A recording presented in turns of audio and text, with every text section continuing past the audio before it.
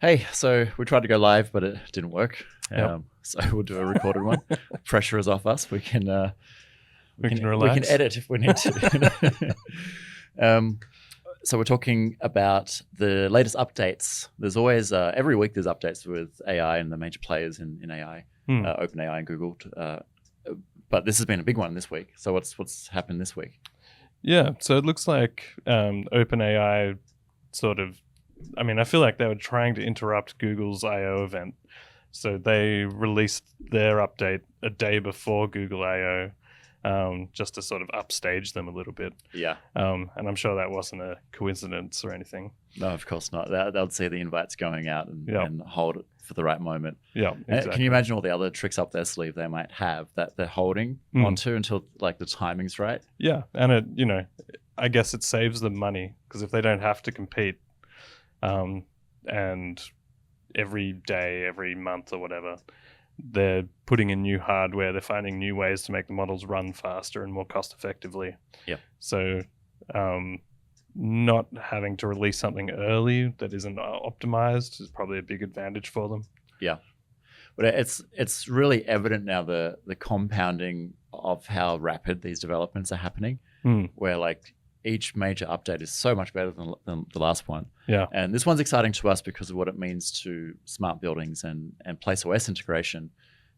In previous episodes, we have discussed at length like the audio visual being the eyes and the ears of the building.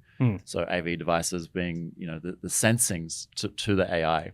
Yeah. And I think this is perfect timing for this ChatGPT 4.0. Is that what they're calling it? 4.0? Yeah, OMNI. Yeah. What's interesting though is actually a completely different model from what I can tell. It's so it's about GPT-4 level. It probably has very similar training data, so it works in a similar way.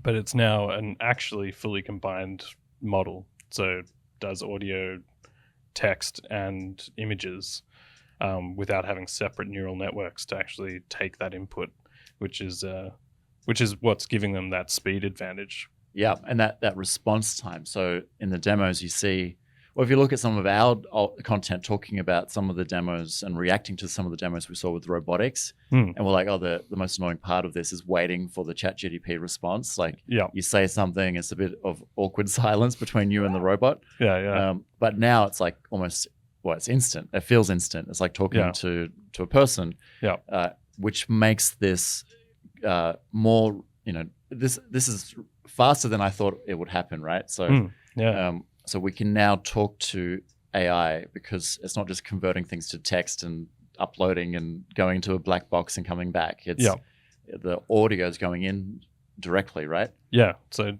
audio directly, vision directly. So instead of having to do, audio and vision and then inputting that text into the text model and getting the output and maybe another image output, because if it was to create an image, it would then have to give the description to another neural network to create the image. So that all took a long time. But now, 300 milliseconds, they're saying. And that'll be to the first word because obviously it's a stream, the response. So it can start responding as soon as it gets that first token back. So the whole response hasn't been finished in 300 milliseconds, but enough to start interacting, which is really cool. And I've seen this response even, so we have a ChatGPT plugin and I made a room booking and even just the chat experience has improved. Like that's much faster. It makes the request faster. It responds quickly and the room booking process is way faster than having to fill in a form. Where when we first launched it, you could, if it's a simple room booking, it's probably about the same speed as filling in a form. But now it's much better. Like I'll actually use this all the time rather than using a form to book a room. But the next step is chatting with your voice and having virtual concierge, having rooms that respond to you and talk to you, and you can request things in natural language. Everything we've been talking about where the cameras and the microphone and all this AV technology is going to have such a big role to play because now this model is audio input. And vision. So they even demoed two people talking where you could see them both. And they say their names and say what whatever information they were talking about, and the model knows who they are and references them when responding. Yeah. So it's actually really cool in that sense that it can take a room of people and then learn who each of them are. Yeah, I mean, there's so many applications for that. Like we've seen similar things, in the box of a video conference solution, right? Where there's some smarts to focus cameras and summarize notes and know who said what and give really good summaries. Now we're breaking that sort of feature out from just a video conference system into anything in the building. So we'll have all that context, not just from a meeting that you did on WebEx or Zoom, but like in the lobby and in the cafe, like which again we start explaining things and then think about privacy concerns. We'll ignore those for the ideal scenario, but we can do really interesting things with that for safety, for security, for user experience, for upselling, for a whole number of things in every industry vertical. Yeah, totally. It's definitely going to revolutionize a whole range of aspects of general life. Like, I mean, just think about, and the language as well, the fact that you don't have to speak English. So it does translation. So you imagine you have a concierge in a hospital, and you come in as an Italian bloke trying to find your wife or whatever, and you can just talk in your native tongue. Yeah. And the concierge will direct you to the correct room. Yeah. I mean, the same sort of thing could be for like nurse call buttons. You could have an AI triage that request, and you can talk in whatever language you want. I mean, the hospital is a great example because as we know, we work with New South Wales Health, and one of the features we included in our telehealth solution was the ability to bring in translators. So like some logic to bring them into the room automatically. Yeah. But now we could bring in AI that does that. Yeah. And it's always available. Like there's not a resource. Yeah, you don't have to book them. Yeah. And one of the complaints that we got back from that sort of, not directly from that particular feature, but just talking to workers at hospitals, translators are often embarrassed by things. Like there's a lot of human interaction there, or they might not think something is relevant, so they don't correspond that. Yeah. And so the doctors find it a little frustrating often working with a human translator just because they're trying to simplify or they're putting their own spin on things, whereas you probably get a more consistent result. Yeah, that even like the medical terminology might be subjectively translated. That's interesting where we can improve the quality. It's not just replacing the human, it's improving on it. Yeah. Which is the case in most of these things. It's not just like, oh, this can now replace humans. We're saying it can do a better job in many of these areas. So humans can focus at what they're best at. But yeah, that translating service is very useful. Anna had a friend that was my wife Anna had a friend that was in Portugal and was in a hospital and called Anna, who speaks Portuguese, from Lisbon to Sydney to translate. And like, because sometimes you just need in these situations where it's necessary. Yeah. And have that near real-time communication. And as this converges with other technology, like other wearables and just something you have on you, that it can just, it's like we're so close to like some of this out there sci-fi vision. We've seen actual Babel fish or whatever in the plant. Yeah. So battery technology is our main limitation now, probably. Yeah, exactly. And Australia has a good role to play in that. Another area we've spoken a lot about is like these automated calls as well. So a lot of our features when it comes to workplaces around scheduling, and when our hospital projects, there's some scheduling there.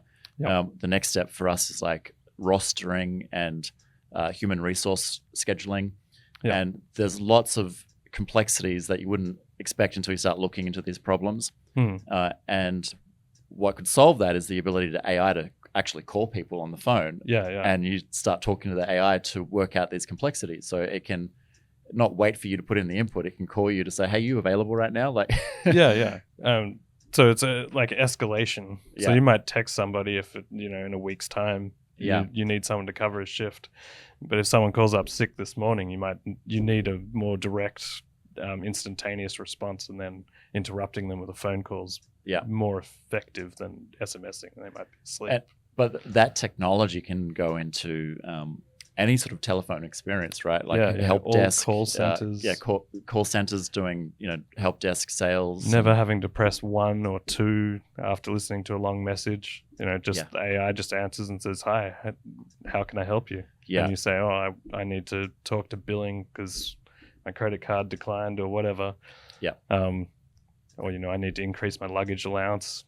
I mean, this alone. Think about the experience everyone gets. There's no more hold. You're never on hold for the things you're calling up about. So that whole waiting experience is just removed instantly. Yeah. The cost for the business is just like removed instantly because they don't have to have thousands of people. They're not understaffed or overstaffed. Yeah. They've got exactly the right amount of staff. Yeah. And the call times will go down. I don't know. It probably doesn't cost much to have people on hold anymore, but and line limitations might not exist anymore. I haven't looked. They still will to an extent. Like all of this stuff is built on legacy and chewing gum and band-aids, and so like there is still like things that haven't been solved at a fundamental level. Yeah. Where now we're saying just remove all of it, and you don't need it in the same way. Like calling a bank, calling an airline without ever having to go on hold. Yeah, it'd be so good. Yeah, I'd got an email today from Qantas saying I've lost my my status because I haven't traveled much lately. So that means when I'm calling, I have to go through all the hold. I used to have a line I could call directly. Yeah. But now everyone gets that platinum status experience because there's no more waiting for customer service. Yeah.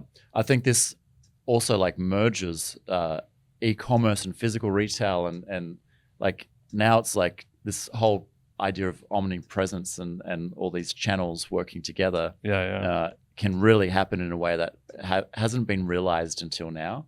Yeah. Because it's like we can have all of these. It's like you got extra resources, right? Yeah. Unlimited extra resources. So you don't have to hire 100 people. You can have 100 conversations happening from AI that is really good at communication. Yeah. And that's the other part. It's not like it's not going to be worse than the humans. In many cases, it's going to be better than a lot of people that we interact with all day long. Yeah, yeah. And then the key becomes how do you provide the AI with those interaction points. So provide it the ability to charge someone that calls up or determine who they are, which is something that we do in PlaceOS really well. Mm-hmm. So we effectively just integrate with everything, and then you can provide functions that the AI can just call. Yeah. And so, I mean, I'm very excited in terms of getting my hands dirty with that call center stuff. From day one, it's been like one of our main messages is remove the interface. And technically we can do that because of this decoupling of platform and logic with interface. And so that continues that decoupling because now the interface is the human interaction, not an app or a traditional user interface, a touch panel, buttons. We can support all of the above, but I think most of those interactions will be a human asking something because it's the easiest way to do it. Yeah. Like it's not 5-6 clicks. It's not opening your phone, finding the right app and finding the right section of the app. It's just like, hey, this is what I want. And then the AI works out how to do it. But this is these latest updates was the missing piece, like the frictionless part of it. Like now it's instant. So yeah, I mean, this is exciting news. Let's talk about Google. They've made some announcements too, right? Yeah. So very similar to OpenAI's in that I think they had that fake demo a few months ago. Yeah. And so now they've built that into something real, which actually looked a lot like what OpenAI has produced. And I think the OpenAI app's already available on Macs. I'm not sure when they're releasing the phone app that they demoed. Yep. But Google's phone app, I think they had a little asterisk saying that this is like an internal test build not being planned for release, which is a little bit disappointing. Yeah. But the Google model, and even just like actually integrating with the Google model, so OpenAI makes it very simple to, say, integrate a service. You just provide it with the API for that service, like Open API document, and the AI does all the heavy lifting for you. Whereas Google, you've got to implement like Google Cloud functions. So you've actually got to code for Google and then sort of integrate it very manually, it feels like.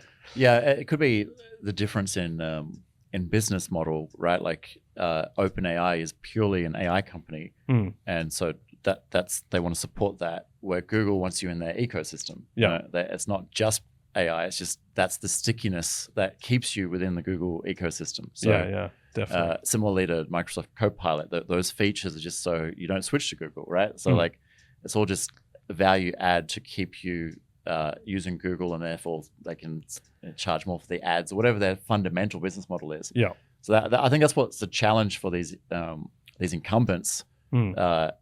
They have to disrupt their own business models if they want to compete with new players like OpenAI and everyone else. So all the other models can work with the OpenAI way of doing things, because OpenAI has sort of opened that specification. Yeah. And then a bunch of open source people have been like, okay, well, we'll just make our APIs look the same and put this model in the background. So Google's sort of the only outlier where you've got to do something different to actually test like all your code and everything works with AI LLMs well. How is OpenAI at supporting what we've already done with our ChatGPT plugin, for example? Is this something that can be ported over to their new models or their multimodal that supports the voice control? Yeah, so I mean the APIs haven't changed, so I think they've just added. I mean, they haven't added the audio endpoint openly yet, so I think that's still sort of private. But they already had the image and the text, and at the interface layer, when talking to say OpenAI or Microsoft Azure, where you can deploy the same models, the API hasn't changed, so it's sort of a drop-in replacement for GPT-4. So no changes required really on our end, because it's more the input that's changing. So it's the same functions that are happening after that input. But as we noticed, the model behaves slightly differently. So we've had to adjust some of our prompts to obtain the same behavior. Yeah, it was interesting. It was much faster, but it asked more questions. Which I'd actually asked for, but the old model didn't ever, like, you had to really, really beg to get the old one to actually do what because it was faster, asking more questions was sort of more acceptable from a user experience point of view. The example was I was just trying to book a room, and I said something like, I want to book any room that's pet friendly for at least 2 people, which means any of the rooms. But it kept asking like, oh, what do you want to call that meeting? So I'm like, oh, I don't want to have to give a title. Just go ahead and do it. But it asked that quickly, and it was just like another step that if you had a form, you'd have to fill in as well. And if this was a chat, like not texting, and there's an interim solution where you could use the voice to text in the app, and that works really well. But in the very near future, when this is publicly available, we can just have a chat, and when it asks me a question like that, I'll be happy to respond. Call it demo meeting or whatever. I actually changed the prompt to say, if this information isn't provided, then use these defaults. But then once you've created the meeting, ask the user if they want to change anything, because I figured it's just better to create an hour-long meeting with a default title, and any client we have can change whatever the default title is. So now it will just it'll create the meeting for you, and then say, well, do you want any changes? Like, I can rename it or invite other people. Because you can easily edit a meeting. And I figured that's probably the less the more frictionless. That's a great way. Like, get to the outcome quickly, and then any additional options you add after the main thing's happened. Like, I guess it's similar to like when you're booking a flight, and then it asks you, do you want a hire car now that you've booked the flight? Or book a hotel room. Ask those extra questions that can go into the booking data. And then concierge will see that on their interface. Anything else to discuss on these updates? No, I don't think so. Cool. We'll try to get the live one working again next time we decide to do a live one, but we'll send this out to the people that said they will attend the live one, so they'll get what we're talking about anyway.